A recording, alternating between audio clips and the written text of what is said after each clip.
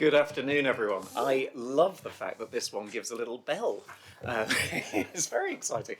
Good afternoon, everyone, and we will get started if that's okay. I think there's a couple of people who might be a little bit late to this meeting, and I think that's because we've had to try to accommodate a slightly earlier time for this meeting, as we've got the NP11 board, which is the chairs of the 11 LEPs within the Northern Powerhouse, are meeting here just after 3 o'clock this afternoon. So thank you very much for accommodating a slightly earlier time. I was just reflecting back to our last meeting in September and just actually how much has been going on since we were last in this room together. Not to mention, national politics, where of course we've had a growth plan, a new Chancellor, a new Prime Minister, an autumn statement which reversed the growth plan. But I think also closer to home, there's been a real flurry of activity, and I think a lot of progress on some of the topics that we talked about at last meeting. In particular, I guess on the economic strategy and plans, which is on the agenda today. Also on digital, there's been a lot of activity on the digital, taking the local digital skills plan into a local digital plan, and there's been a lot of meetings on that, including with DCMS on Monday this week, and also with other groups. And then a lot of progress on trade and investment, including the trade mission to India, which of course was just starting at the time of our last board meeting. So I think the focus of our meeting today is also on the economy and the energy crisis, similar to last time, which I think is really appropriate given the situation in the macroeconomic outlook. But before we begin, I just wanted to welcome Amir to the room, but arguably more importantly, Asma Iqbal to the board. We talked about Asma joining this board as the LEP diversity champion at the September meeting, and that was ratified. So huge welcome to you, Asma, and we look forward to you being part of the board as we go forward. So if we move to the agenda, firstly on apologies, Miles, could you just confirm any apologies, please? Apologies for absence have been received from Councillor Denise Jeffrey, Peter Mucklow, Professor Simon Pringle, Kalitha Rai and Councillor Tim Swift. Wonderful.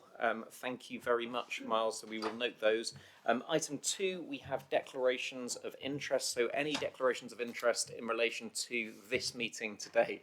Helen. Could you use your mic, Helen? Sorry.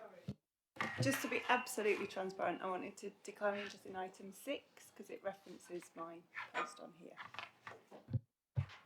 Thank you, Helen, and I suspected we might receive a declaration of interest from you for that item, and we will cover that later, but we've noted that. Are there any other declarations of interest for any item on the agenda? No? Okay. Item 3, there's nothing on the agenda today, unlike last time where we need to exclude the press and public, so we will hold this meeting fully in the public domain. And as a result of that, if I could just remind everyone to use the microphones when sort of making a point on the agenda item, which is the button with the speaker on it, that would be very helpful. If we move to item 4, the minutes of the 21st of September, that's the last meeting. I'd just like to point out that there was a revised set of minutes that were sent out slightly separate to the pack. I think they were formatting changes, or largely formatting changes only, but if we could work from those. Are there any comments or questions on the minutes that are prepared as part of item 4? No, so are we content to confirm those as an accurate record? Yes, so I can sign those whenever we need to, Miles. And so then we will move to our first substantive item, which is item 5, and I'd like to pass to Tracy for the mayoral update, please.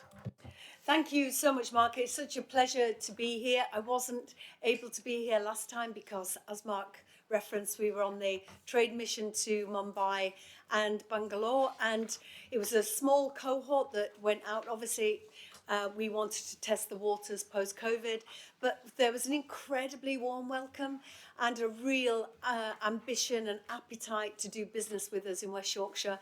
And very interesting that everywhere we went, people were saying we're not spending time or effort making relationships with government because of the churn. We're investing time with mayors. So I did feel very proud to be the first Metro Mayor to go out after COVID. And we met media and creative businesses, tech companies, fintech and health tech, and it was really pleasing to be able to come back with 1,000 jobs and a multi-million-pound commitment to invest from Emphasis, and lots more going on under the surface that's going to hopefully deliver more jobs, more relationships with universities as well. That there's a real keenness to collaborate more with Bradford, with Leeds, with Halifax, Huddersfield and so on. So that was good news, and the trade and investment team are continuing that good work. I've just come from Patrick's brilliant briefing on the economy, and it's going to be incredibly grim. Nobody can get away from the fact we're going into a recession, soaring inflation, those high energy prices, and a cost of living crisis. 71% of businesses in West Yorkshire concerned about just pure survival. And I spoke at the CBI yesterday, and that was definitely the mood that I was hearing from businesses, that they were concerned. Obviously, we know living standards are going to fall back 10 years over the next few years, and that's why we were able, and I was really pleased to be able to get it through so speedily at the Combined Authority meeting, a multi-million-pound package to help local authorities, to help the public, to help communities and businesses get through this really challenging time. So supporting businesses with their energy bills, the £1 million energy efficiency grants programme, new boilers, insulation and so on.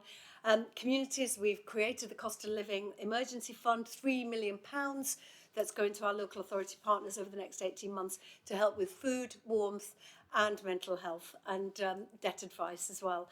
That's going to be delivered through the third sector and vital frontline services. You're all aware that the impact of inflation, that double-digit inflation is impacting on our programmes. So I'd like to publicly thank our local authority partners working with us to identify where we can make savings. Obviously, it's Brexit, it's the COVID, and then the war in Ukraine has really given us all a big knock. And our budget's not index linked, so we've got to find those savings from somewhere. So it was discussed at Finance and Resources Committee, and it'll be coming to next week's CA for sign-off. Also, finally, transport, my favourite subject. You may have seen that corralling the Northern Mayors, we represent 9 million people, so the government have to listen. We were able to secure a meeting with the Minister yesterday in Manchester. I do believe the tone is different from Grant Shapps. I do believe that he is more open to trying to find a solution. He did recognise that this wasn't good enough. However, when I said that it was in his gift to solve rest day working, he became defensive and said it's not in my gift, which we can disagree on that, because that has to be a priority. And this is challenging for workforce across the country and across the north, and it'll be, small businesses having to be flexible with their staff who come in late, who can't get to work, who, they're having to pick up children, so they're having to leave 2 hours earlier rather than just half an hour earlier. All of this was, he was in no doubt about our thoughts on transport in the north, and we also made it very clear that any support for rail must not come at the cost of bus, because 80% of the public who use public transport travel by bus, 80%. So that is incredibly important. And we have the new rail timetable coming into action December the 11th with more services, but we don't have the drivers. So we were very clear with the Minister that the driver situation must be resolved. And from lobbying from myself and Councillor Hinchcliffe, the chair of the Transport Committee, the Northern are bringing back some of the services they removed in our region. Obviously, it's not great when we want to grow our businesses, when we want to be attractive for inward investment.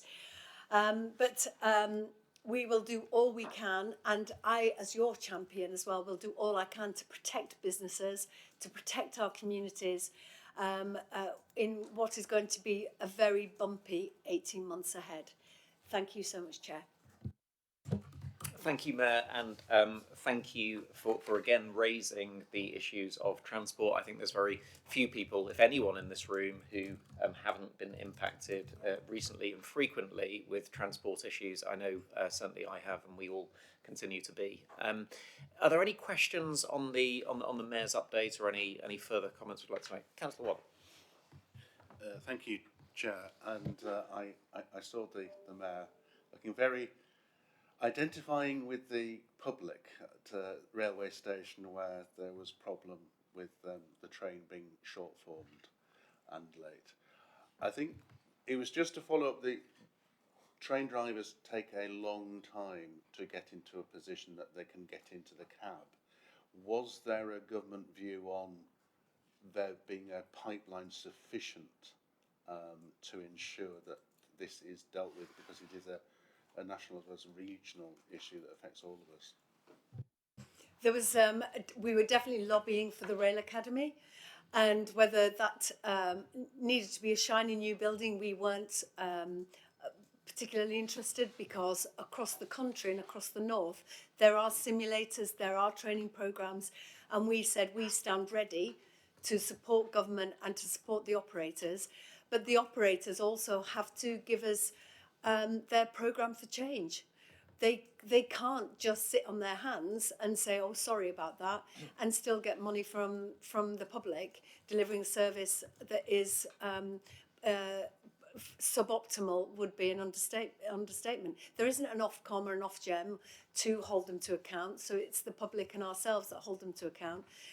So it's about the us saying TransPennine, for example, we want to put them on notice. We can't allow them to continue the way they are and then come May 2023 renew their contract for 8 years when we aren't getting the service we deserve. So it's about us all pulling together, working with government, and we said that we're happy to work in partnership, but also what are the operators doing, because it's cheaper for them to ask people to work on their rest day than to pay full-time drivers, because that's sick pay, holiday pay, etc. So you have to start paying people properly and take maybe a lesser cut for your shareholders and employ more drivers. So we were very clear about what needed to be done when with regards to drivers. But you're right, it takes time, but surely the companies would have seen this, would have expected to turbocharge training. Any owner of a business would be able to model the future and put that in place. So it is incredibly frustrating that they're saying it's drivers, but we are focused on that Rail Academy. Okay. Thank you again, Mayor. Amit. Brilliant, thank you. I was just going to talk about the trip to India, and I think that this is a really valuable thing for obviously for inward investment, but also for the export opportunities that it presents to the businesses that we have here. And I wondered to what extent that kind of linking of businesses here selling into international markets, what sort of outcomes could we get from that once these relationships have been established and developed? We had an extremely good meeting with a company called Flipkart, which are like Amazon in India. One of the challenges for UK businesses exporting to India is the complicated nature of the paperwork, logistics. They take the product and they will then do all that work there in situ. And they've created a page for the UK. They've asked us to identify brand leaders, so whether that's Haribo or Fox's Biscuits or Burberry or brands that are particular to Yorkshire, that then they could introduce to their logistics teams, and they will then set up that relationship. So I know the trade and investment team have had conversations that are continuing to have conversations with Flipkart, because I think that audience is absolutely huge, but we just haven't been able, without the trade deal and with the complicated market, we haven't been able to navigate that. So I think that was a really super meeting, and Flipkart could be a really big ally of ours when it comes to exporting for business in West Yorkshire. Thank you, Matt. And just to build on that, I was in a follow-up meeting with Flipkart, I think 2 weeks ago, where we were continuing that conversation and dialogue, and also partnering with UK IBC, who do a lot of work to sort of help on the businesses looking to export into India. I think there are some businesses that will be easier to do that. So, for example, higher value, lower weight goods that perhaps aren't, as regulated as food products or beauty products, feel the sort of the early lead. So they're the types of companies that we're having conversations with following the visit. But I think being there and opening the doors is very helpful. Yeah, I think that's true. But I think the other thing is, I mean, I was at the Smart Cities Expo in Barcelona, and what's really interesting is how many British consultants are there pitching for things, but there was very little presence of sort of UK PLC there, or sort of any of the bodies that are there. So it's kind of like things are happening at an individual level, and I think it's kind of how that facilitation can be done, so that we're selling to those markets on a as broad a scale as possible. Because we've got some great, as you say, we've got some great businesses here. Okay, thank you. So I will, unless there are any other questions, I'll move us on to item 6, which is around governance arrangements. So I plan to lead this item in the process of appointing an additional co-opted member to the LEP board, and also the recommendation to the combined authority that this new co-opted member be appointed to the role of deputy chair on the Culture, Heritage and Sports Committee. And I guess as previewed in the declarations of interest section and outlined in the paper, Helen Featherstone has advised that she is moving into a new role in the new year as Director for England North for the National Lottery Heritage Fund. And I think this is wonderful, wonderful news for Helen.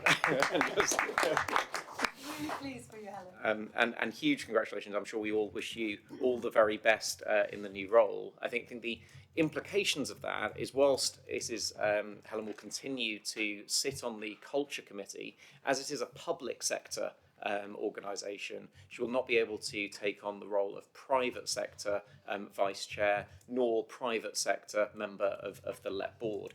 And so that's why, unfortunately, this will be Helen's last meeting of the LEP board. And I just want to say thank you so much for all of your contributions, both at this board, but also all of the work that you've done on the cultural framework, which of course is an item for information on our agenda today. And I think it's a great showcase of some of the work that you've been leading for us. So thank you very much, Helen.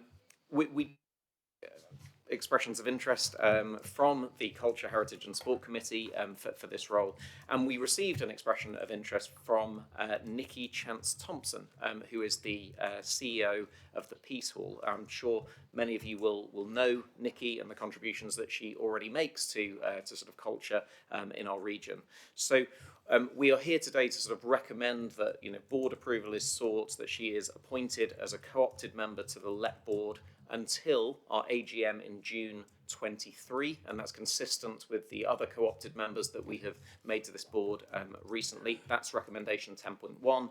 And recommendation 10.2 is that we recommend to the combined authority for the appointment of Nikki to the Culture, Heritage and Sports Committee, and to be the private sector deputy chair to that committee. So I would like to put those two recommendations to the board, and I'm seeing lots of nods and raises on. So thank you very much, and we look forward to welcoming Nikki to this board at the next meeting. So I guess that was the update from the paper in item 6. I also just wanted to take the opportunity to just provide this board with a quick update on the LEP integration plans that we've been having, as this was a point we raised in the last meeting, and I think it's a good opportunity to do that. So I'm sure everyone will remember that on a very short deadline, we managed to turn around our LEP integration plan and submit it to government back on the 27th of July this year. We talked about, we were hoping to hear back from government by our board meeting in September, and at the time in September I updated people that we hadn't yet heard back from government, despite having some very positive soundings. I'm informing the board that position is identical today. We still haven't formally heard back from government. We continue to receive very positive soundings that we're on the right track and we're doing the right things, and so we very much intend to carry on. I'd like to update this board that work has been progressing in the background as we're waiting for that on how we will make those changes happen.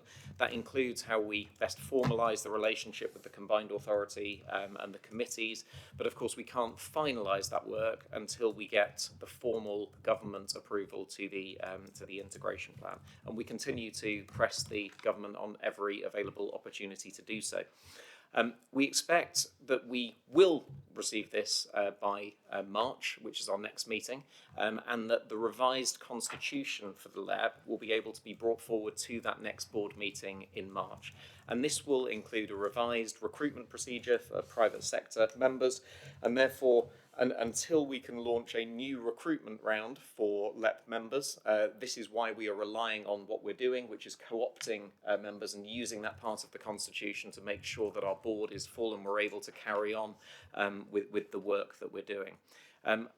So, as we continue, I think I would just like to remind, everyone, I think one of the really great strengths of our model is how we have private sector members embedded into the decision-making committees alongside elected members. And also, of course, outside of all of that formal decision-making, we are involving a very wide range of people, the 56 private sector members, and beyond that, a lot with the sort of business rep groups. And we've had some really great conversations, including the LEP Private Sector Member event on the 7th of November, and also some business representation group and business comms group conversations in November.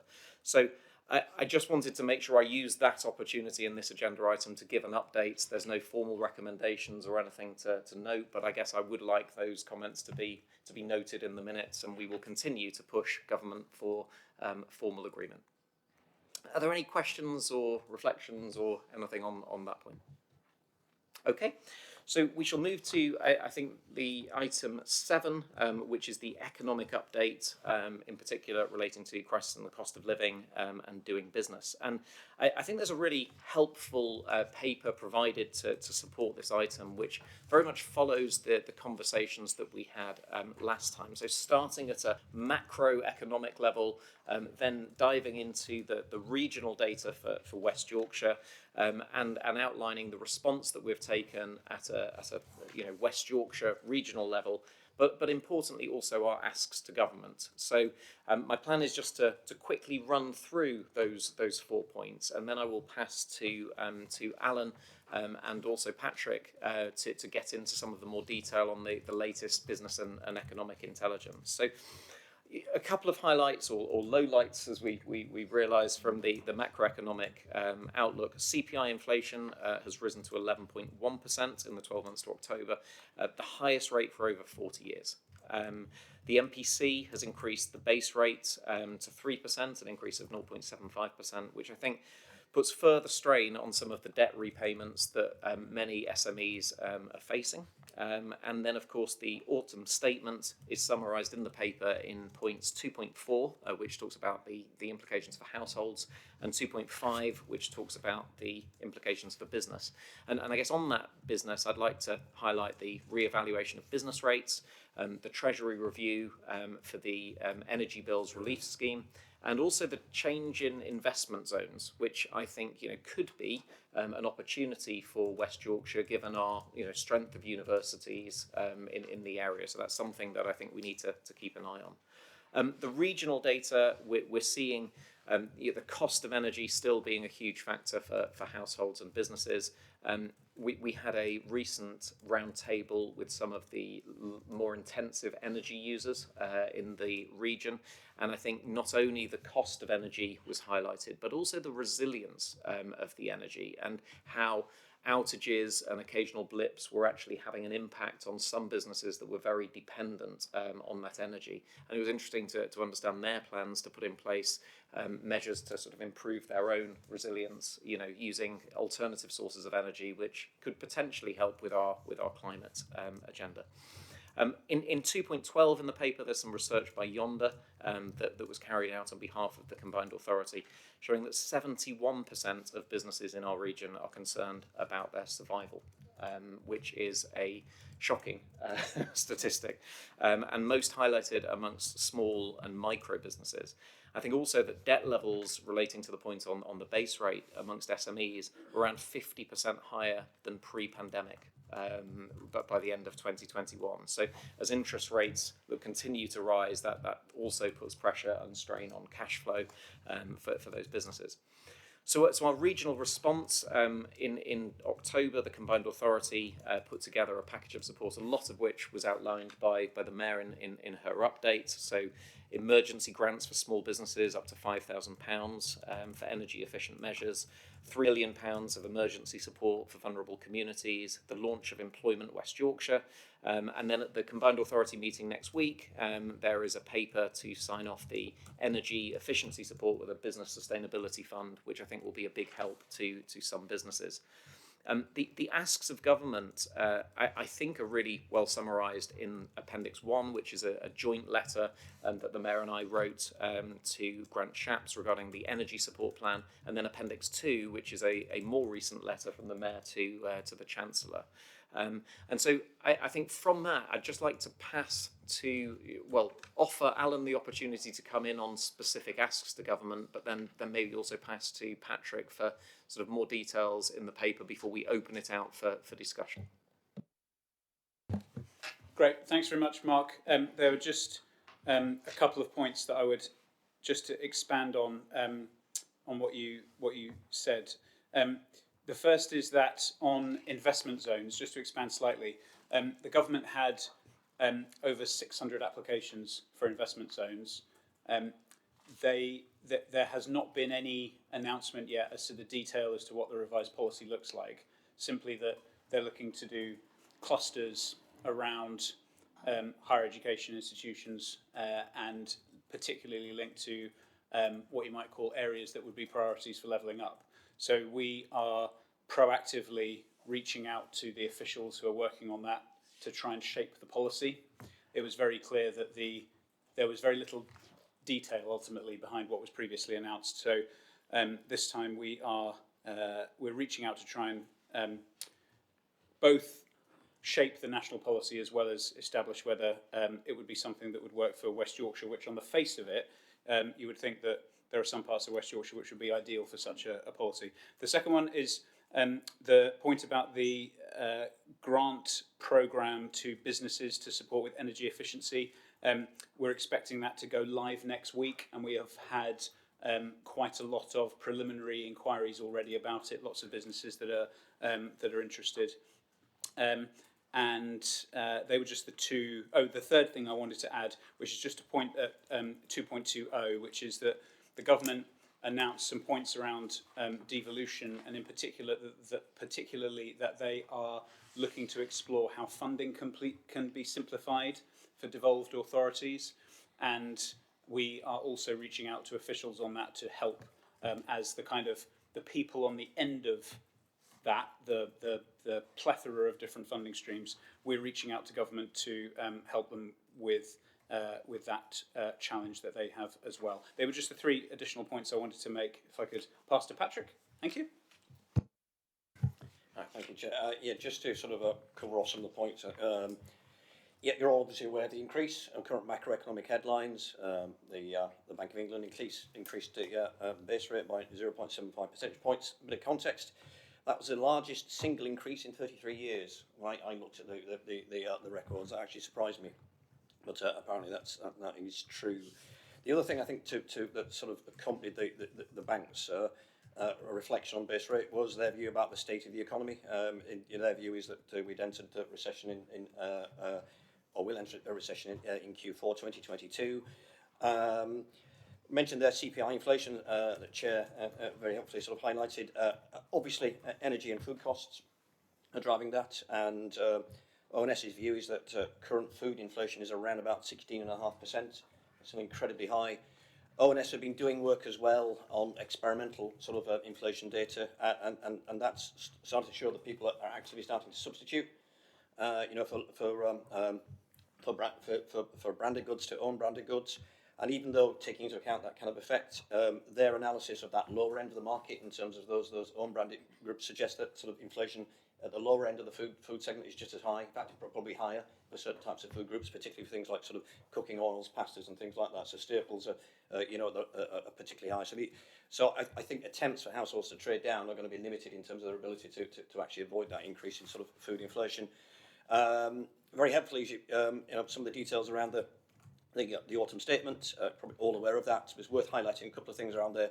tax-free allowances and the fact that the personal allowance has been frozen, will be frozen until 2028, which is an effective increase in sort of a taxation, particularly on those for the lower earners. Reached some positives in there, I have to say. The increase in the national living wage by 9.7% to £10.42 an hour was a surprise, and a welcome surprise.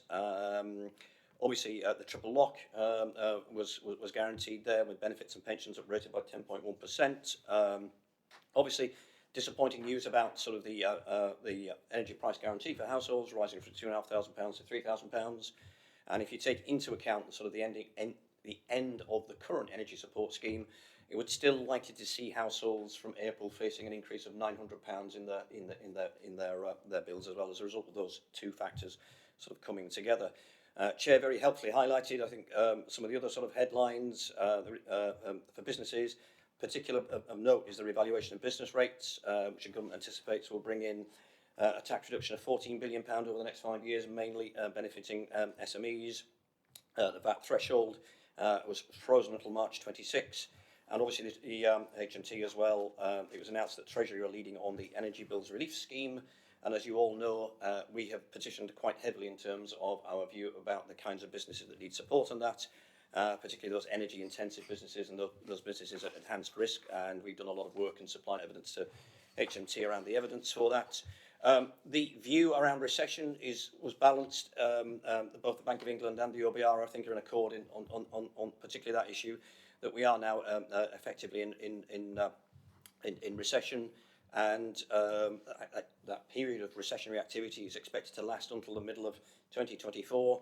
And if you actually look at some of the forecasts from the OBR in terms of their view of the contraction on a quarter-by-quarter basis, the level of recessionary and the anticipation of the level of recessionary activity is probably greater than we saw during the financial crisis in 2008-2009. It's probably the biggest potential hit to our economy that we have actually seen since potentially the Second World War. Again, I surprised myself when I look back into some historical context of this, but it is true.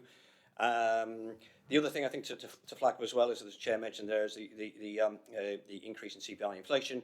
And OBR's view is that the impact that will have on household disposable income, and a substantial hit to household disposable income, in their view, falling by 7.4%. In 2023, again, which is something of a record in a historical context. In terms of the other sort of regional data,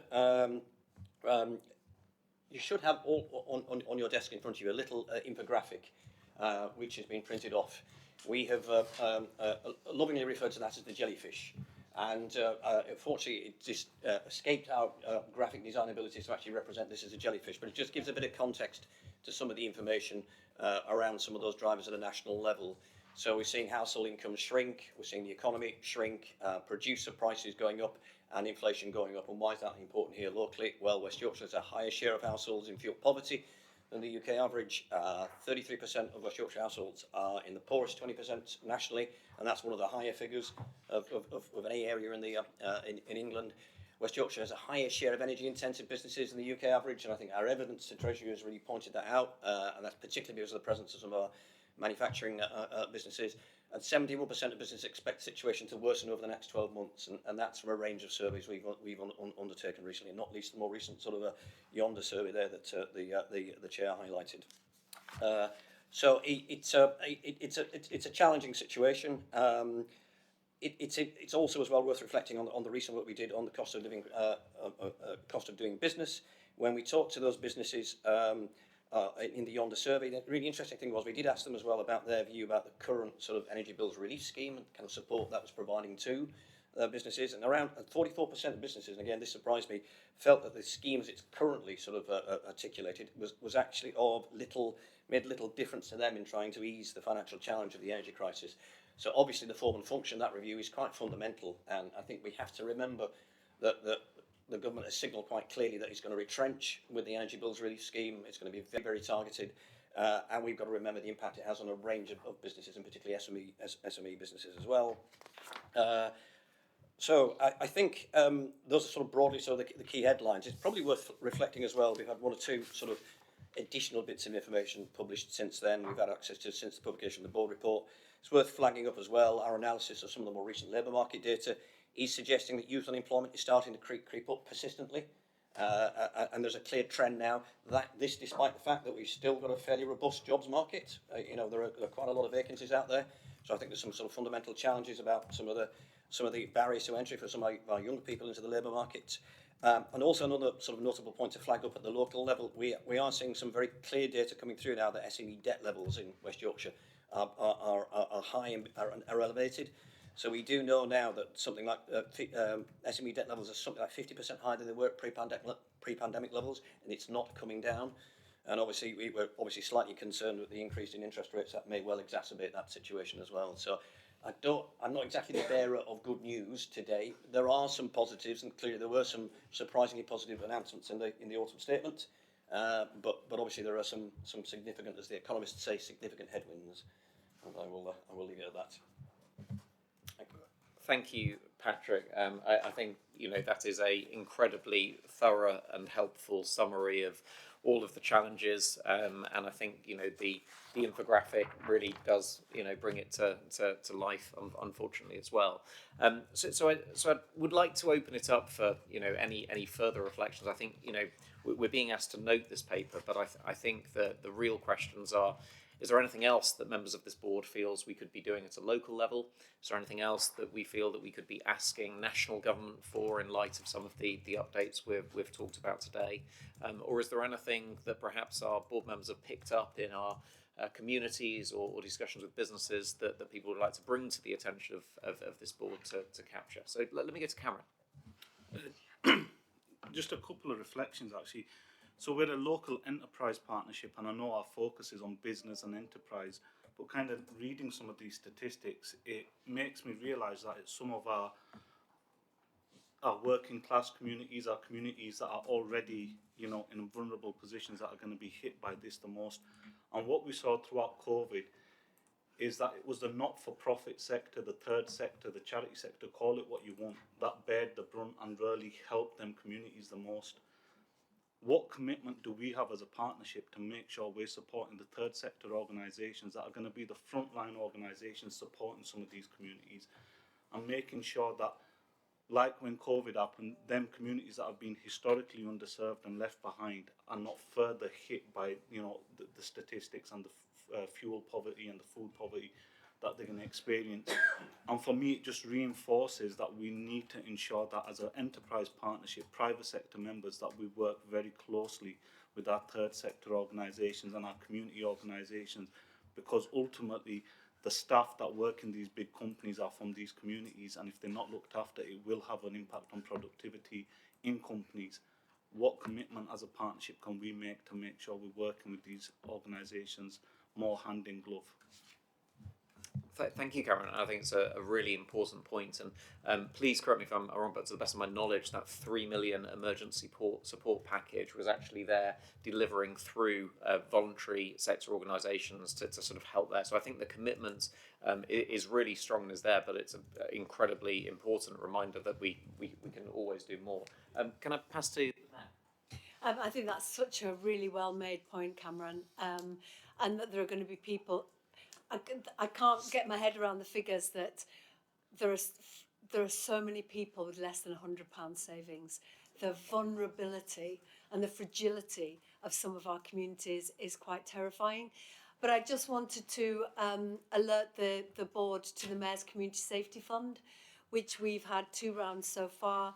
That's money from the proceeds of crime going into the third sector and community organisations. We've raised that from £6,000 because the cost of living crisis up to £8,000. And if I may say that Calderdale and Kirklees, we don't get as many submissions for that fund as we have the money for. So if you have a community organisation that could do with £8,000, then the Mayor's Community Safety Fund could potentially be something that they could apply for. But I am hoping that that 3 million will be there as a safety net for those organisations to support our really vulnerable communities. Yeah, and it's absolutely brilliant to hear that and the commitment that's made for them communities. I guess longer term, it's not just thinking about being responsive and so much come up, but thinking more strategically on how we work closer together longer term. I'm a huge advocate of those that know me for social entrepreneurship and not around kind of not necessarily charities, but kind of thinking about how businesses can also make an impact through the way that they work as, you know, corporates. And just thinking about what role social enterprise can play within the enterprise partnership and how we advocate that as a kind of mode of working to help bridge that gap between corporates and communities, because I definitely believe big corporates and businesses can do a lot more small adjustments that can have big impact on local communities, and it's just thinking about what role we can play to advocate and champion that. And I think also, you know, ASMA's joined the board from as an EDI lead, and from my own experience and my own work, I know that this cost of living crisis will hit those that were already hit and most vulnerable before. And some of these are from minoritized communities. And, you know, thinking from an EDI perspective, how do we ensure that we start levelling up within our region, not just nationally as well? Thank you, Cameron. It's a really, really important point, and sometimes you realise the strategic importance of something in the long term at a moment of crisis where it's really needed, and I think we're experiencing that. So, Shabir. Yeah, thanks, Chair. I'm not going to speak on this, but I think based on what Cameron said, I think it's really important that I speak from the viewpoint of local government, and based on the fact that we've had 12 years of austerity, we were coming out of that. We started to develop our capital programs, our programs regarding helping communities, and trying to put that social fabric back into communities. Cost of living crisis hit us, and when the cost of living crisis hit us, the service sector and the voluntary sector stepped up in a way that we could have only imagined, and we did some really great work around supporting our voluntary community sector and the third sector, and that was really, really powerful, and it shone a light, and I'm repeating myself, but it's important to repeat yourself because hopefully somebody will listen, but it shone a light on the inequalities that we see, and we all said we need to actually address this head on, because some of the most marginal residents in our societies were actually falling off the edge in a way that we never imagined. And then just when we thought that things were getting better, we get into the cost of living crisis. And you may all know that the recent census data that came out very recently shows some stark statistics around minority communities and how the fabric of Britain is changing.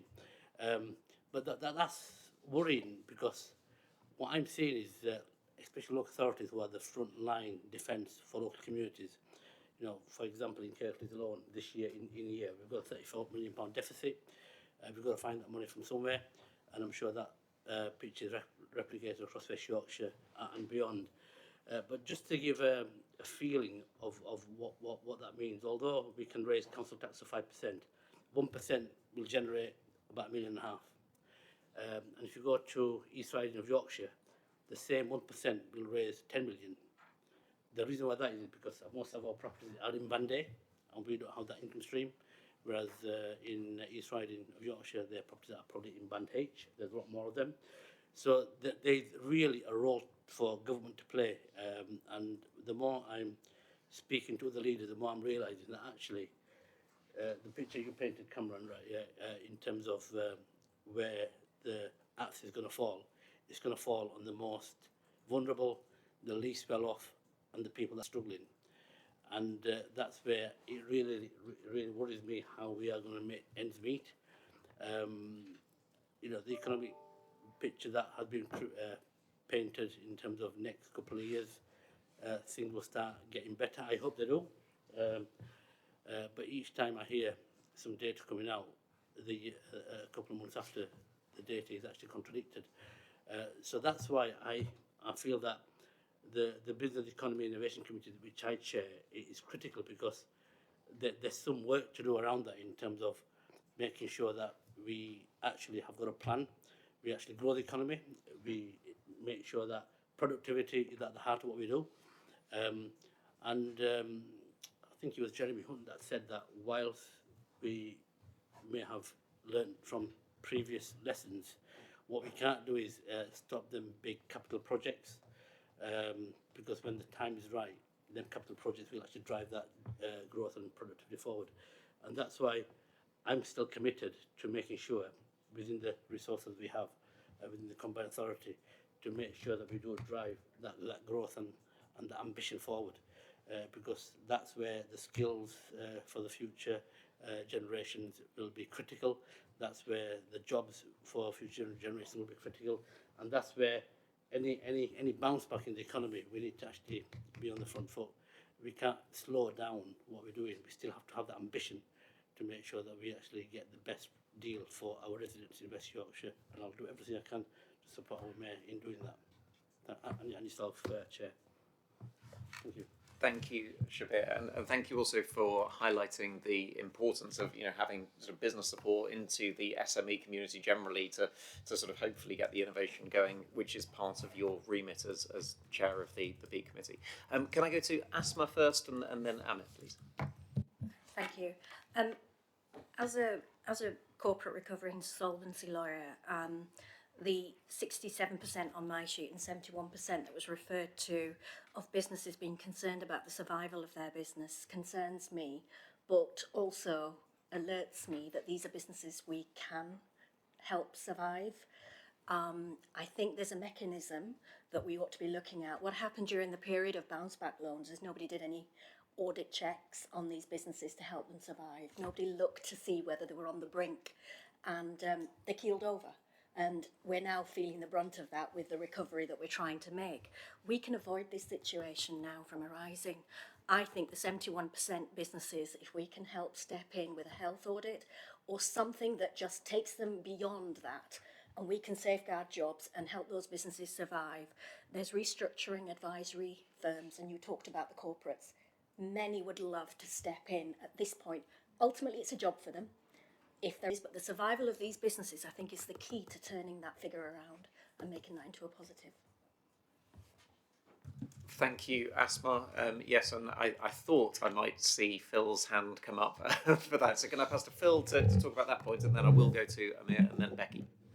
Yeah, so I originally put my hand up to respond to Cameron's points, but I will also respond briefly to Asma's point. So that's a good point, and I think it's something we need to kind of explore for our growth hub managers and how we can get them directed to support. So I'll pick that one up. In terms of Cameron's comment, completely agree with kind of that link to social enterprises, community wealth building, large business, corporate social responsibility. I think there is something there for us to do as kind of a leadership at the regional level, as well as supporting the local stuff. And I know you do excellent stuff in the Impact Hub in Bradford.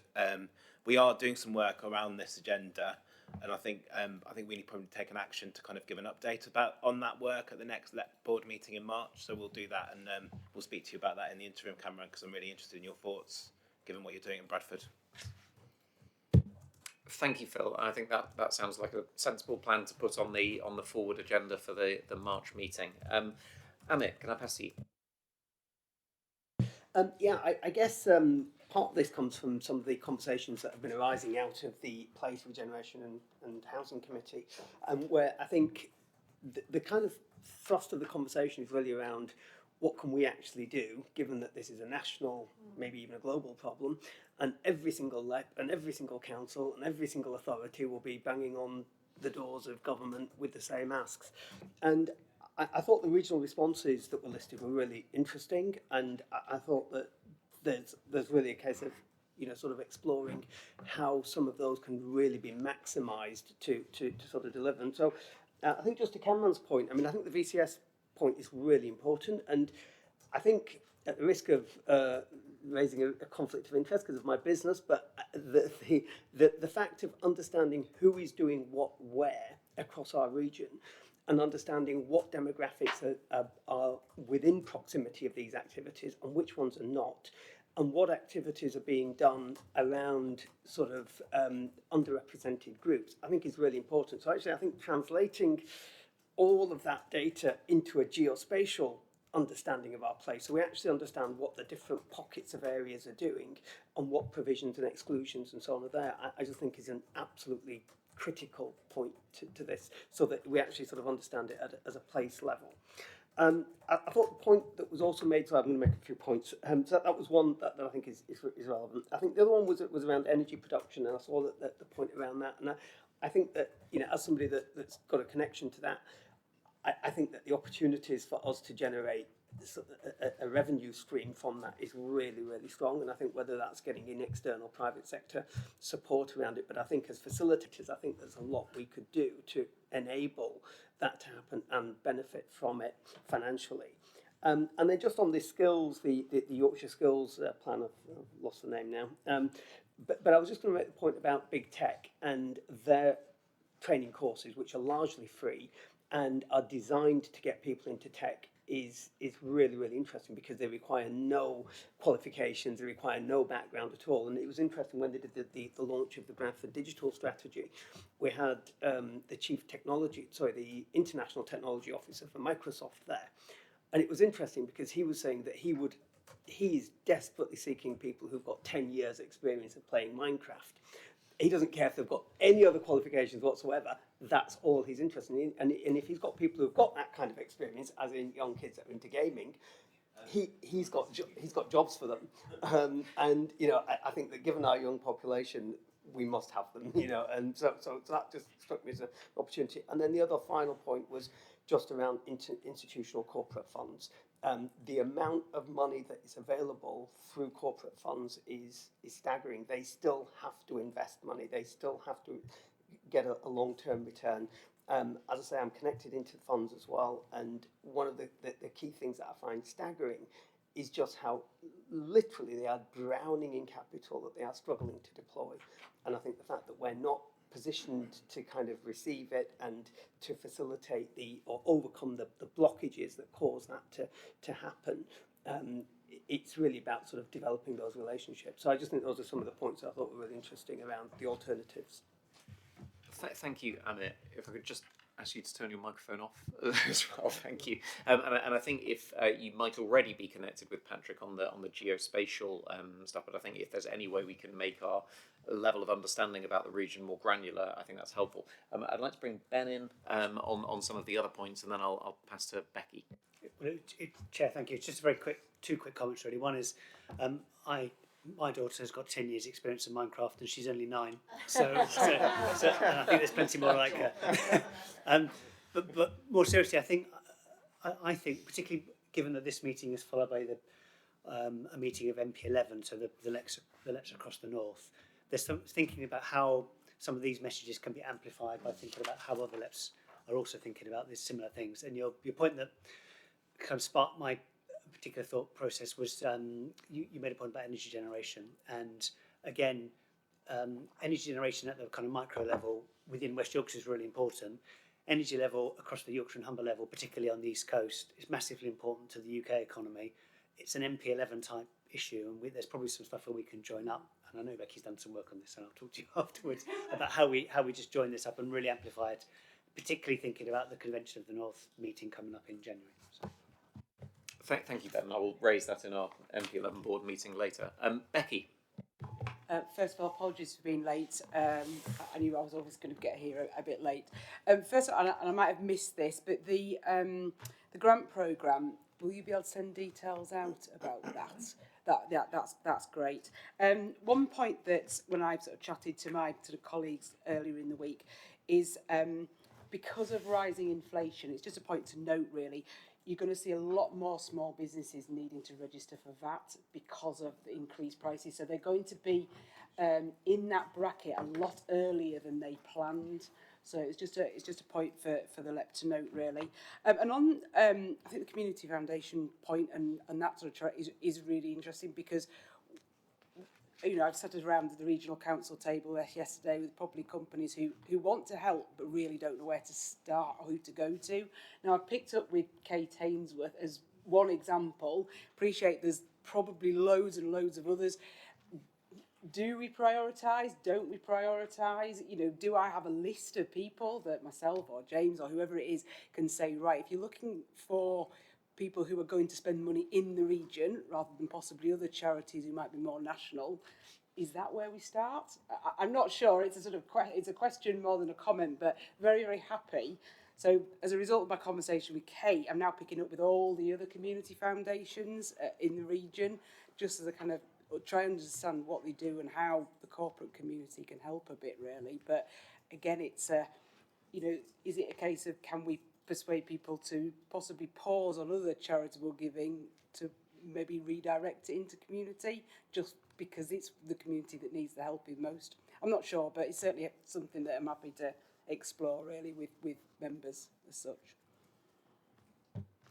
Thank you, Becky, and that exploration of getting the corporate sector to work, with our community, I think is really important. So I'm sure we can join that conversation up offline. Or Cameron, would you like to come in now? So I'm not going to respond to that point now because I think it's too long and it needs more thought. But is that the role of the LEP, is the point I'm making, to think more strategically about how we position ourselves and how we do make that the corporates link with the whatever sector, whether it's local authorities or whether it's public, not-for-profits, charities, community foundations. Do we help position that? Do we take a lead and say, actually, we're going to take the bull by the horns, and this is how we think we can remove them barriers from corporates who want to do something, this is how we can do it and position ourselves. May I just come in with one quick point to Amir's point? Or do you want to move on? I'm happy to hold it. Yeah, we'll move on. Yeah. Just on that. Just to say, Becky, that we've got the Mayor's Cost of Living Fund, which is 3 million that's going to local authorities, that they are going to be with their communities, be dishing out for food, warmth and mental health support. But it may be that list of organisations that are supporting the local authorities are the place where bigger corporations can sort of, double the money or deepen the impact and so on. So that might be, there'd be an automatic list there from the local authorities.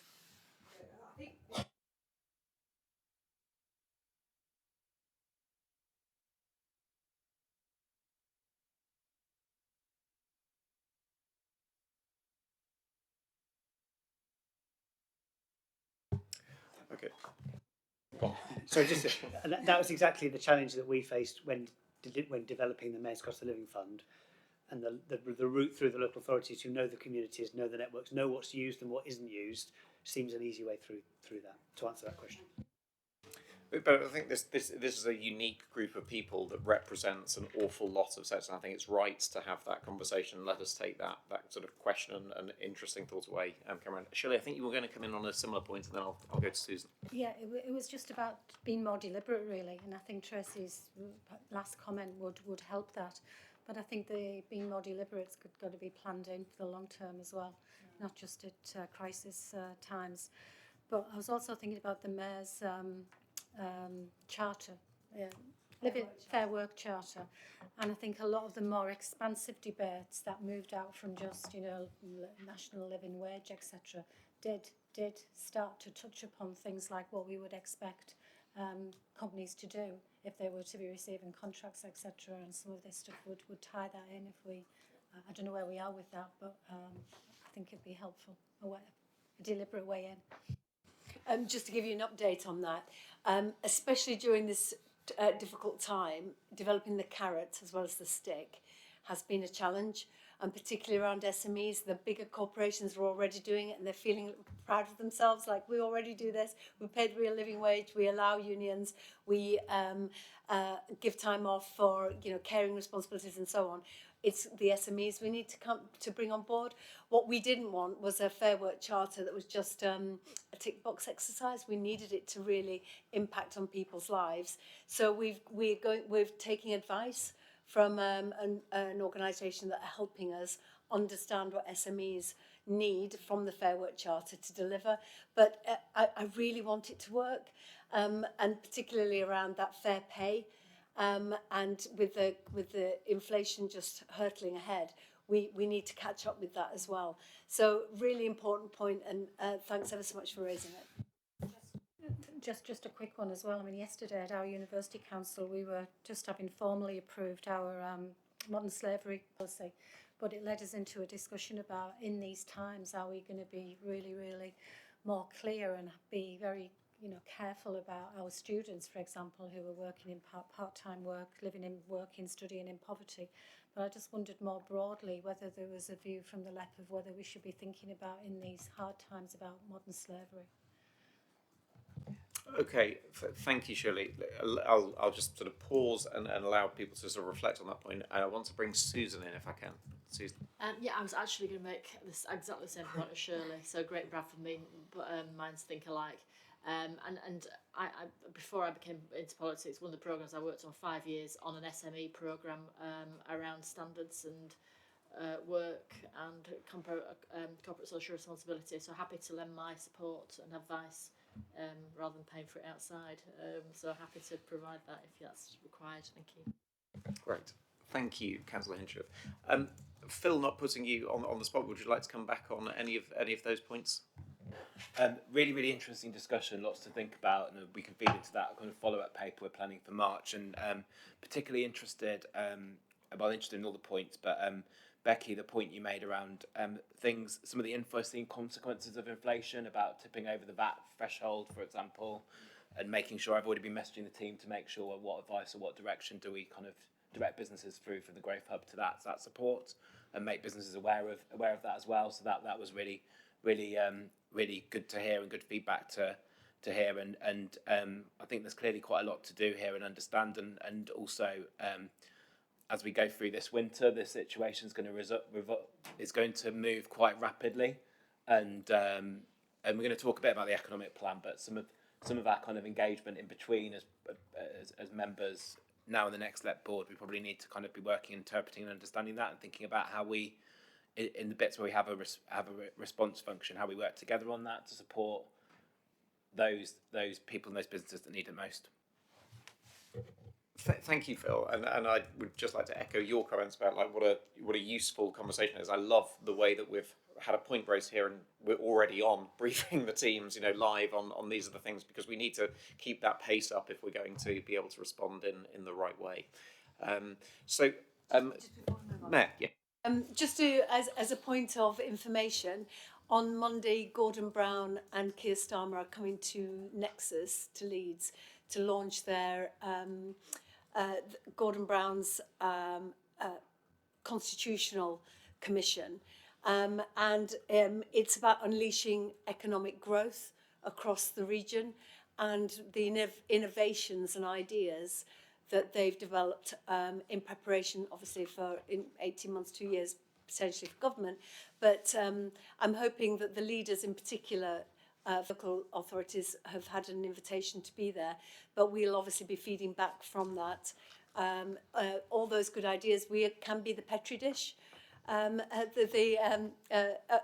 trial to maybe implement some of these ideas. And there's particularly what has been trailed, one of the ideas was that job centres become centres where people get support to get into work, rather than they are sanctioned, or it becomes a non-supportive atmosphere. So there's lots of things that I think are going to be announced in that might help us with good ideas as well about our economy in West Yorkshire.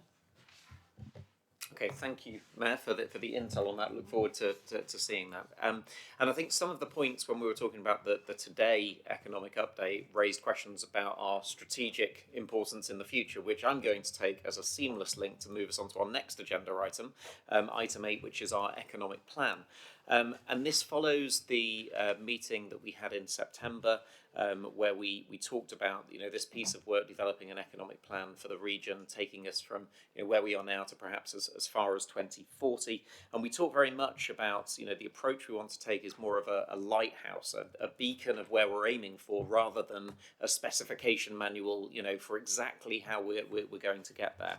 And we said we would focus on a new approach to looking at sectors in particular, and also scenario planning for how possible macroeconomic events could take out.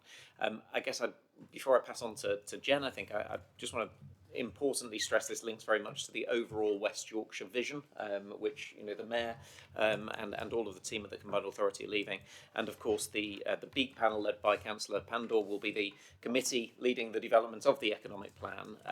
I think that the reason for this discussion today, that our next LEP Board meeting will be in March. and March is when we're going to want to be publishing the economic plan. And I think as a board, we asked in September, well, how can we be involved and how can we continue to stay involved in shaping it rather than it just turning up as a paper? So I think there is a sort of an invite here as well for members to be part of a task and finish group during this process, which I think we're going to hear more about. So Jen, can I pass to you to talk us through this paper, please? Thank you, Chair. So yes, I've been responsible for helping to develop the economic plan. It's a sort of 8-step process, and we're on step 4 at the moment, which is now coming to the co-design of the plan. This has followed several discussions with BEAC, with the LEP Board, extensive research internally by policy officers, and development of a sectoral approach that's heavily based on research and what does and doesn't work elsewhere in the country and elsewhere in the world. We're now at the point where we're co-designing what this will look like, and as Mark has eloquently put, its intention is that it will be a beacon document, something that's short and concise and acts as a useful tool to help us make constructive decisions and point us in the right direction economically, rather than a manual for economic strategy. So the next point is to ask if anybody would like to volunteer to work with us in a task and finish group format, to co-design this document, to consult with a wider group of stakeholders to ensure that it's really encapsulating the needs of the whole region and all of our diverse groups within that region.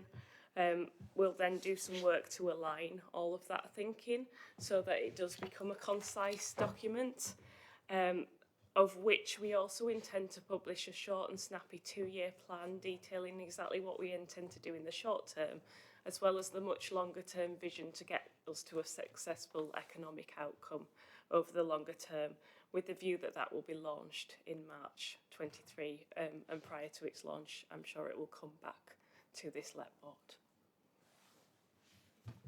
Great, thank you, Jen. So this is the moment to get involved and not March to say, well, I'd have loved to have been sort of more involved. So I think we can take expressions of interest here, obviously, but I think maybe we'll just follow up to this group of people to see if there are willing volunteers to participate in that. I guess I'd draw the board's attention to item 2.19, which is the timetable of sort of where we are, and we're the second point down as the LEP board, and there is further consultation with our business representatives group, which Becky is helping to facilitate by being on here, which we've had a very useful, I thought, first working session. We've got another working session coming in the new year on that. So are there any comments on the process? Any sort of volunteers would be very welcome. As I say, now, Asma. I'd like to volunteer to be part of that, I think. We should ring the bell. This is excellent. Welcome, Asma. That's Thank you so much. Thank you. And I'm sure, Jen and Phil, you'll be inundated with other members of this board wanting to be part of that as soon as this meeting finishes. Great. Thank you very much. Anything else? Amir, sorry. Oh, I'm sorry. Shirley first, then. Well, it was just to say, I think you already know, but the universities in West Yorkshire are very, very keen and have already been involved. So I think any help at all, and we're having a discussion very soon, aren't we, with the Vice Chancellors in West Yorkshire? Yeah. We actually, we've got a Vice Chancellors meeting on the 15th of December. Amir. Yeah, I was going to say, I think the sector-based approach is really good and really valuable. I think just in terms of sectors, I do think it's really important to consider the Asian business sector, because I do think it's got different characteristics. And I think that if we look at the F&B sector as a whole, I think it's been really badly affected by the kind of current crisis.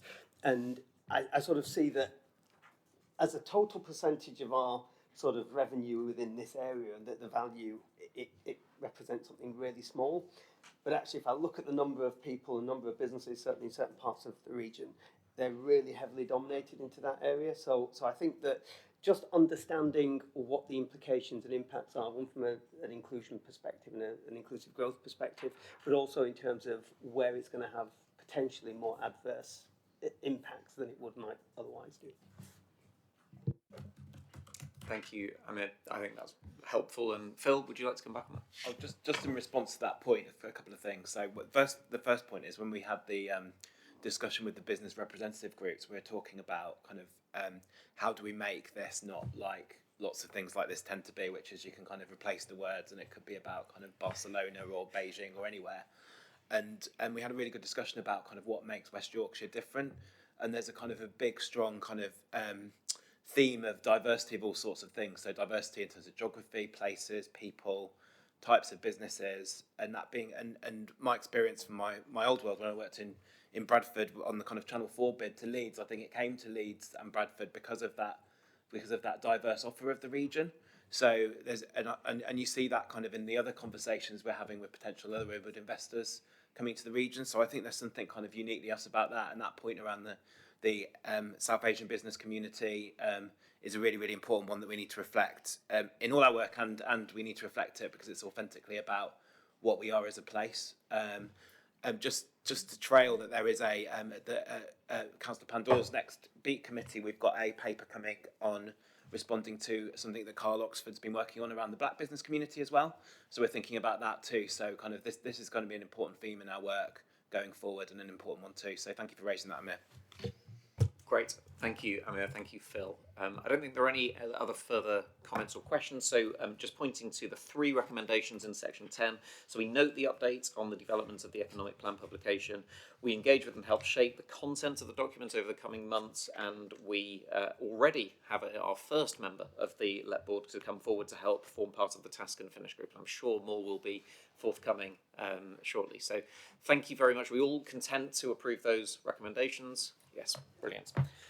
So we'll move to item number 9 on our agenda, which is the committee update report. So I think this paper seeks to just make sure everyone gets sight of the 6 thematic committees, and we make sure that the agendas can be joined up for those cross-cutting themes that I know sort of happen across all of them. So first, I'd like to go to Councillor Pandore to provide an update on the B committee. Thanks, Chair. It's quite a short update. We met on the 19th of October and considered a range of reports, including the latest economic and business intelligence on the backdrop of the cost of living crisis and the combined authorities' response to what we're doing, what local authorities are doing, and how government can help further. The business and innovation pipeline of delivery was also shared with the committee, and we had an overview of the previously endorsed programmes. Update was given on 2 programmes. One is Business West Yorkshire, and the second was the Innovation Support Programme. We also talked about the Combined Authorities' approach to sectors and economic scenarios, and also the Manufacturing Task Force recommendations. And we've got a Manufacturing Advisory Board, which will oversee the programme and the recommendations, and will hopefully develop an action plan that will inform the Combined Authorities programme delivery, and you also talked about the Enterprise West Yorkshire programme, and we'll hopefully report back at a future meeting. Happy to take any questions, which hopefully Alan will answer. Thank you, Shabir. Very honest. I'm a politician. I can't see any questions, so I'll move to the Climate, Energy and Environment Committee. Councillor Swift would normally provide this update, but as the Deputy Chair, I'll provide a very brief update in his absence. So we met as a committee on the 4th of October, talked a lot about performance against the key indicators for climate and environment, and in particular the focus on how they relate to our current cost of living and doing business crisis, and the way that priorities may shift, and the difference with alternative energy forms. The main focus of the conversation was around the Wave 1 climate and environment plan programmes, which were approved at the committee and have since been approved at the combined authority in October. So I think that's a very positive step forward on the climate agenda. So that's the update I would like to give on that. If we move to culture, heritage and sport, Tracy, are you okay to give this update? Yes, of course, from the top of my head.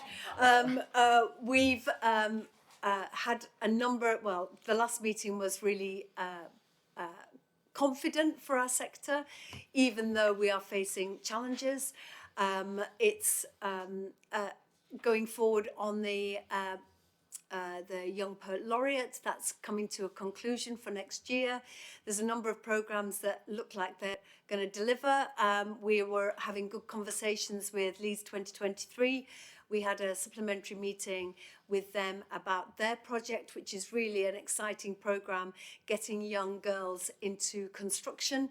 With, if anybody's seen the film Witness, which is a barn raising, but a year-long programme coming together over a week during the festival.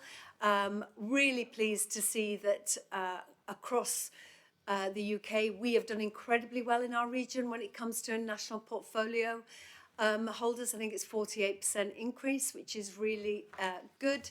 Of course, there are losers in London who are crying, like the Donmar, Hampstead, the National, and you may have seen the Opera House, the ENO, was saying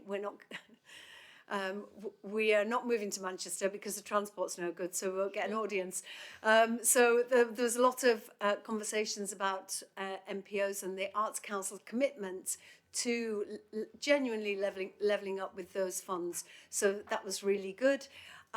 We were talking as well about the impact of the Mayor's Screen Diversity Programme, which has, the cohort has come through now and looking to potentially rerun that because it's almost 100% employment, which has been very successful. We were also excited to see that the Bradford Literature Festival has been allocated £1 million for 3 years for its work from the Arts Council. So congratulations to everybody in Bradford who made the Literature Festival so amazing and really alerted the Arts Council and government to the impact that has on outcomes and opportunities.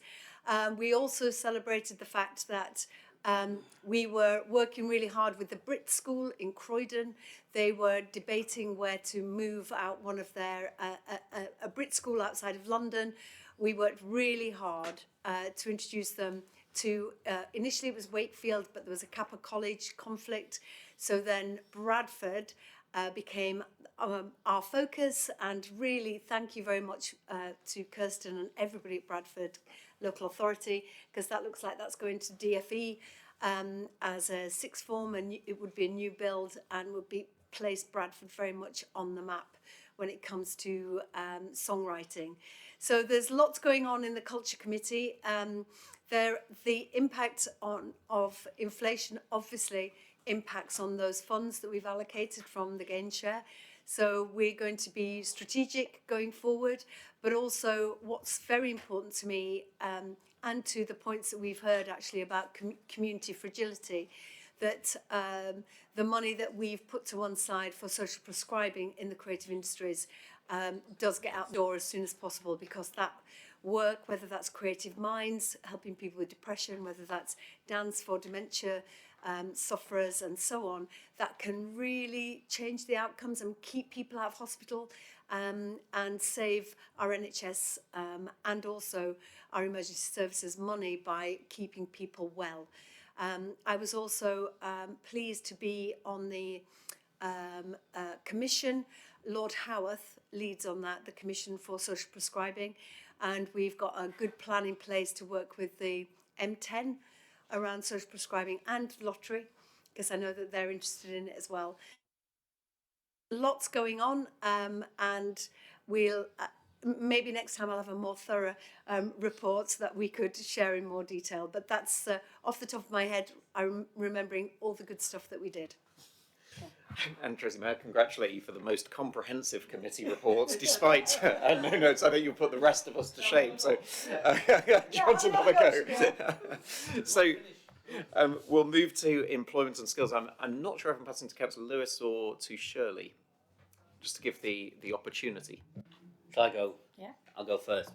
Our last meeting, we noted that the West Yorkshire and Western North Yorkshire Chamber of Commerce and the Mid Yorkshire Chamber of Commerce with the local skills improvement plan partners in our part of the world, so we've invited them to join the committee. We signed a grant agreement with the TUC, Yorkshire and the Humber, to test the effectiveness of the union learning model as a route to adult training for people in unionised workplaces. We had quite a lengthy discussion about the adult education budget funding rate, which AEB is an interesting one for the Employment and Skills Committee, because lots of people sat around the table, including the local councils, receive and spend adult education budget along with the colleges. So we don't make decisions on it, but we do have a discussion. We had a discussion about the rate that it's paid, which hasn't gone up in 10 years, which would ultimately mean we asked officers to look at some options for AEB.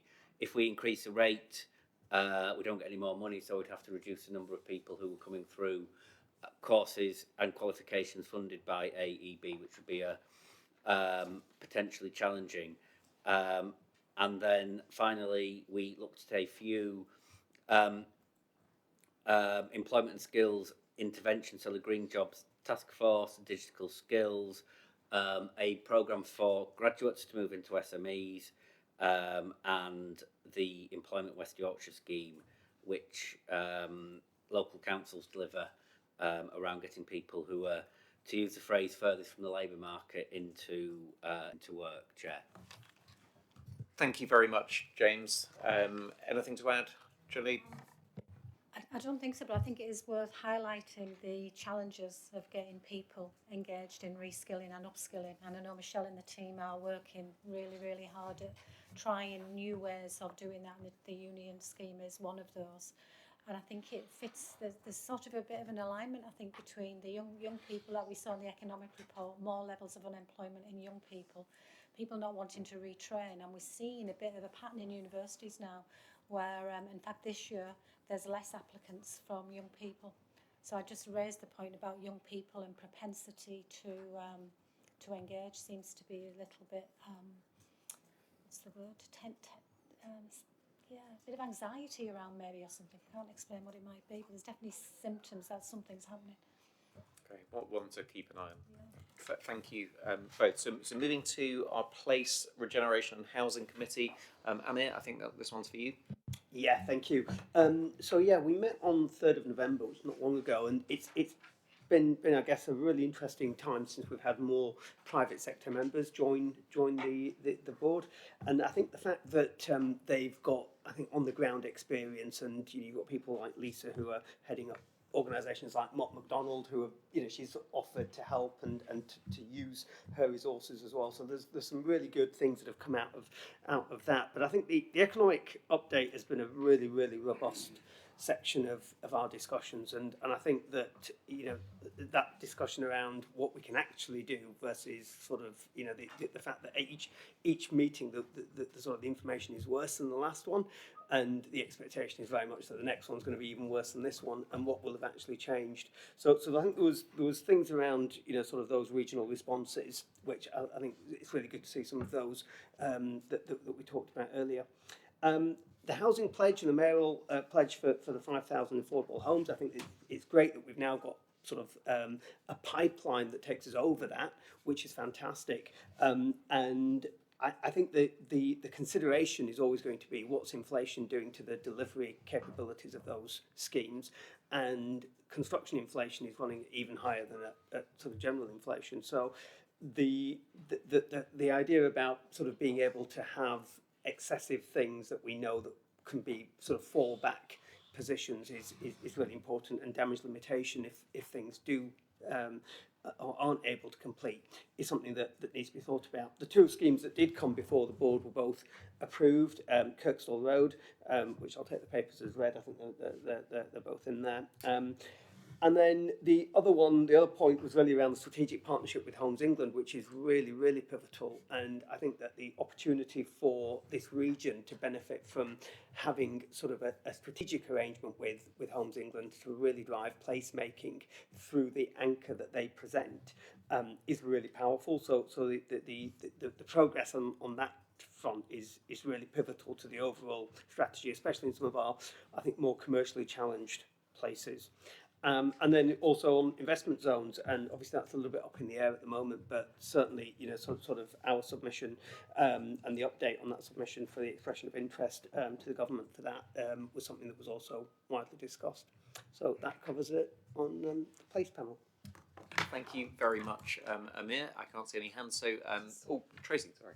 Just very quickly to say thank you for the work that you're doing on that committee, because the 5,000 is such a challenging target, and given everything that we're struggling with, inflation and COVID and cost of living, being able to hit that target. I mean, I don't care. All there needs to be is a shovel in the ground on the plot and we count it. But also our local authority partners who are doing everything they can to provide those affordable homes that will add to that tally. So thanks everybody on that committee. Thank you, Baron. Thank you, Amir, for that really helpful update. And last but certainly no means least, we have our transport update. Councillor Hinchcliffe. Thanks, Chair. Yeah, so we've had another meeting since then as well, actually. So the first meeting, it was a different government to the second meeting. So we in the first meeting, we did look at the accelerated projects from West Yorkshire that were announced. I think it was over 100 projects. And we immediately wrote to Secretary of State for Transport to say, yes, we're up for accelerating these. This is the status of each of them. Can we work together to do that? I don't think we've had a response from that letter yet, actually. But obviously it's now gone to a different minister, presumably. Exactly. Although we might need to resend it, so let's make a note of perhaps having to do that. At the last meeting, we spent a lot of the time on having had the bus operators here and the train operators here for councillors representing people across West Yorkshire to question those operators on how they can do better to deliver a better service. I mean, we all accept, and I think the Mayor has already spoken about the challenges in the industry nationally, but Wakefield in particular has been badly hit with Arriva, cutting more bus services than they should have done, to be quite honest. And that has hit a lot of the region very hard. So it was a constructive discussion. We are still waiting for what comes next after the bus recovery grant. I know the Mayor has written to ask for government to extend that further, because that obviously is going to cut a lot of money out of bus services across West Yorkshire, and that is very fundamental to actually economic recovery and very pertinent to this committee, actually. So if people can't get to work, if people can't get to businesses, then how can we operate? So it's a really fundamental building block of an economy, and I am concerned if government do not extend that money going forward.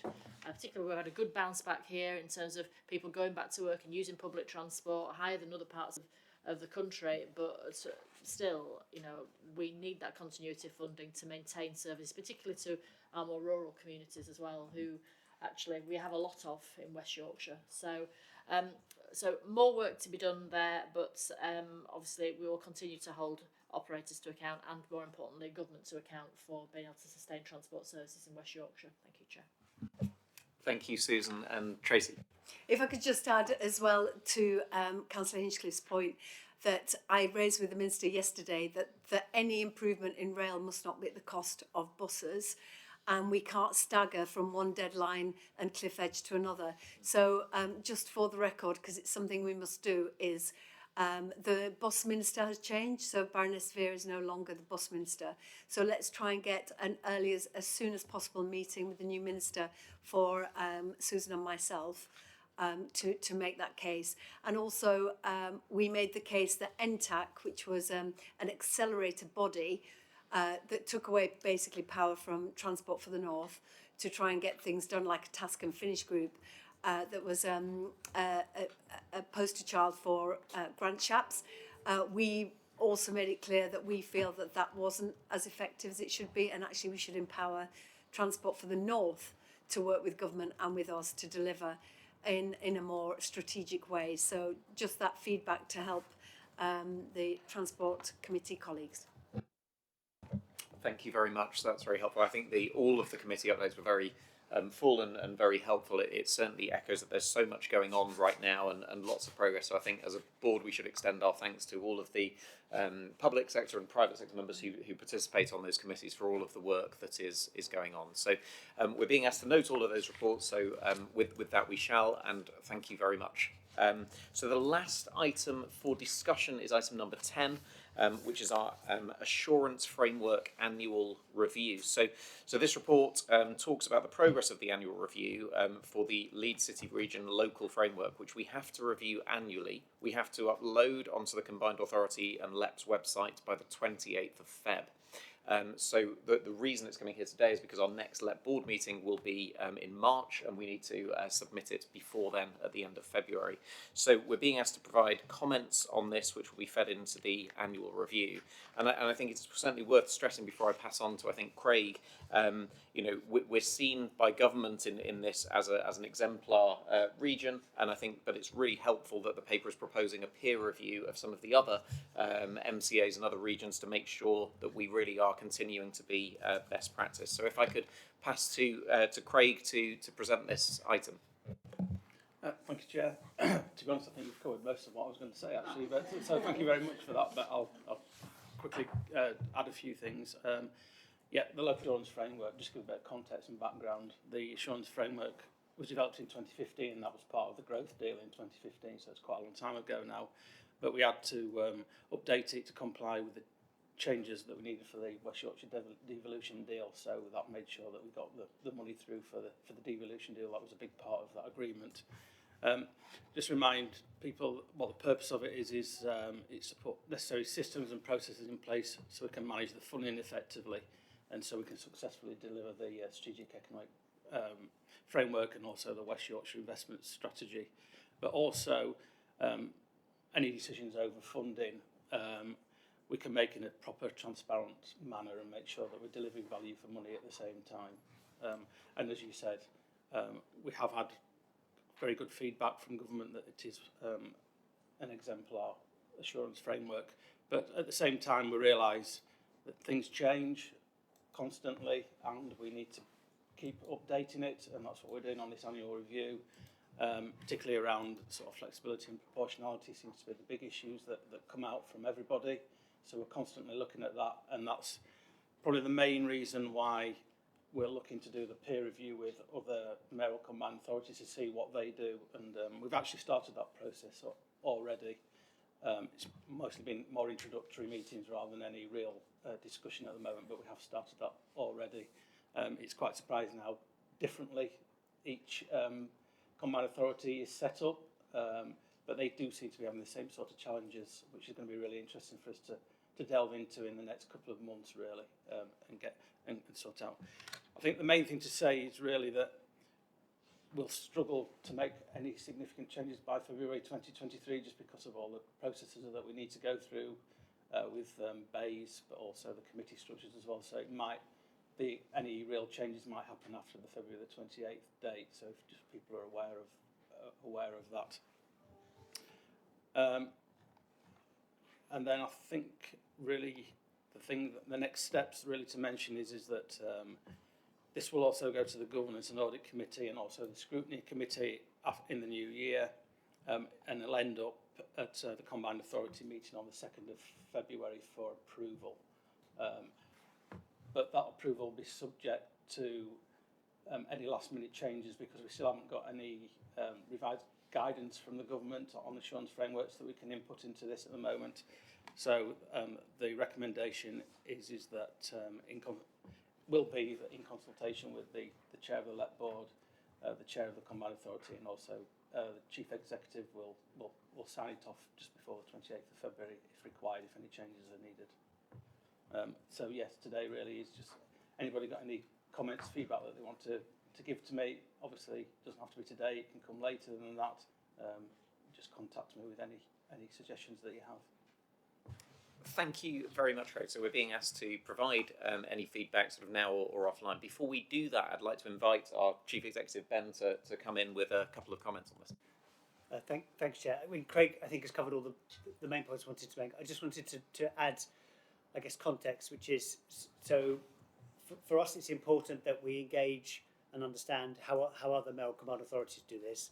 But as Craig has said, we're also talking to kind of users of the assurance framework amongst our partners to get their experiences as well, and that will feed into revisions to the assurance framework. But as Craig says, not necessarily in time for February, but that's part of the continual process of review. And there's there is quite a focus on how do we streamline and make more efficient the framework. But there's also another piece of work that we're picking up separately as an officer body. We're looking at the kind of culture, behaviours and values of the organisation, and as part of that, one of our current values is about working together and being easy to do business with, and we're kind of testing that through talking to some of our partners as well as to how they find working, at a human level, not just with the process as well. So hopefully this just shows we're very committed to constantly refining and improving everything we do. Thank you very much, Ben. So, as Craig said, there's an opportunity for any member to sort of feedback on the document offline. I can't see any hands or... Oh, sorry, I can. Councillor Hinchcliffe. Yeah, I mean, I welcome the Chief Executive's comments about properly reviewing this and making sure it works for partners as well. The fact that government thinks it's great is not necessarily a recommendation these days, to be quite honest.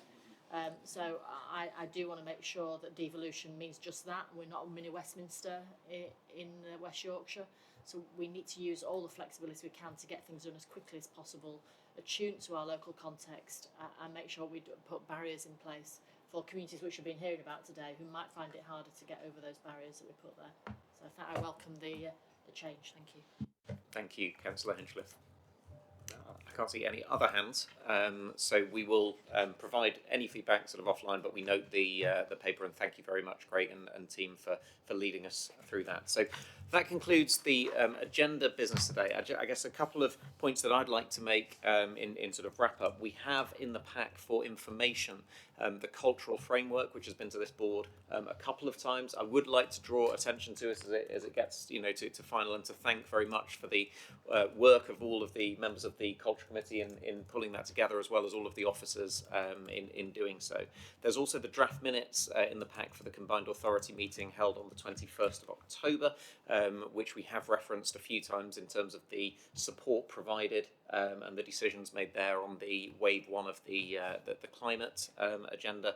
And the date of the next meeting, as I've mentioned a few times, will be on 8th of March 2023. It feels very early to be saying this, but there is Christmas beforehand, so I'm sure everyone will have a very Merry Christmas as we go into the 1st of December.